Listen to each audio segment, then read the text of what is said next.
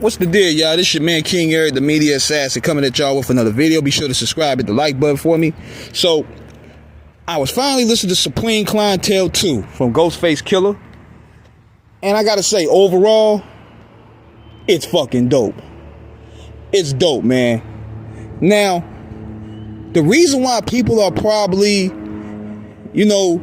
showing a total disdain or dislike for the album is because he named it Supreme Clientele 2. And Supreme Clientele, man, the first one, everything from the charisma, the energy, the flows, the beat switches, all that stuff that played a role, the nonsensical lyricism, all that played a role in what made Supreme Clientele great. It was the album that not saved Wu-Tang, but put Wu-Tang back on the map, so to speak, after they had a few considered duds. So, him naming Supreme Clientele 2, that's a lot of hype. That's a lot of hype to measure up to. You know what I'm saying? So, him measured up to Supreme Clientele 2, I had my doubts myself. Because number one, his voice. I don't know what happened to Ghost's voice.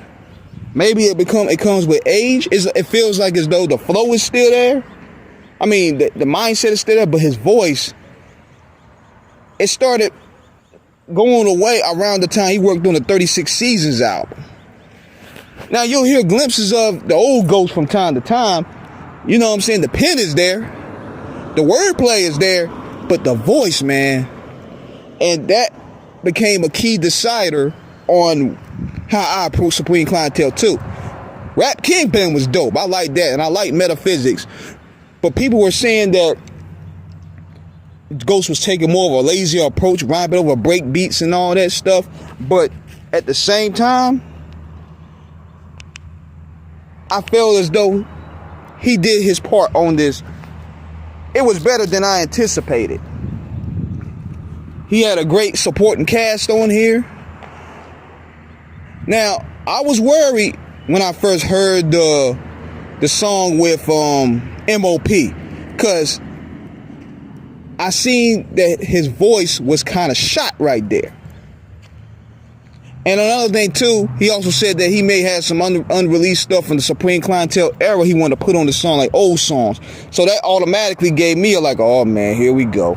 But listening to the project, it's typical Ghost, man. It's typical Ghost right there. The production, people may say it sound dope. I mean, dated. It don't sound polished like it did with Supreme Clientele because RZA isn't there to mix it. But it's dope hip hop, man.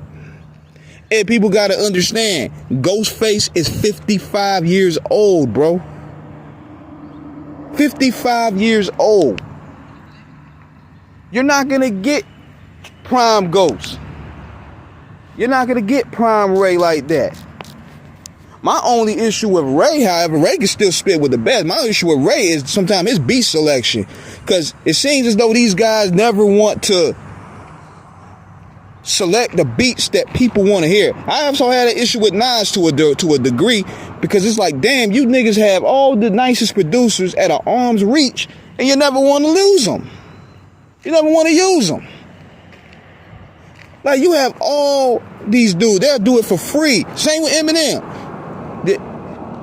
You have all these producers at an arm's reach that really probably would do this shit for y'all for free, and y'all don't never use them. Y'all rather go cheap. Even with Eminem, he'll go ahead and use his own beats, and the shit be hit and miss. But that's another problem with the legends. But going back to what Ghostface Killah is, overall, I like this album. Big shout out my man on Reek the Villain. He got a spot up there. He got about 2 or 3 songs up there. But does it carry on the Supreme Clientele magic? I would say yes and no. Yes, based off the fact that, Ghost is trying to bring the nonsensical verbiage into his raps with a lot of these songs. But also no in sense of how the first Supreme Clientele was crafted. You know what I mean? It's a totally different energy. And plus, Ghost is older now. And people got to realize that they're not going to have the same mind frame like they did when they created Iron Man or Pretty Tony or Big Doe Rehab, so to speak. If he would have named it anything other than Supreme Clientele 2, I'm pretty sure nobody would have really bashed it. And this is probably an issue with me personally, I wish he would have got a better cover. The cover looks a little bit too lazy for me. You know what I mean? That first cover, the first cover for Supreme Clientele, classic. This one here with the whole Warner Brothers logo, it looked kind of lazy to me. But overall, take away a few songs out of the Supreme Clientele 2, I enjoyed it. But it's not the sequel. To me, I wouldn't even treat it as a sequel to the original. I just say it's just another dope Ghostface album. So let me know what you guys think in the comments. Subscribe, hit the like button. Peace.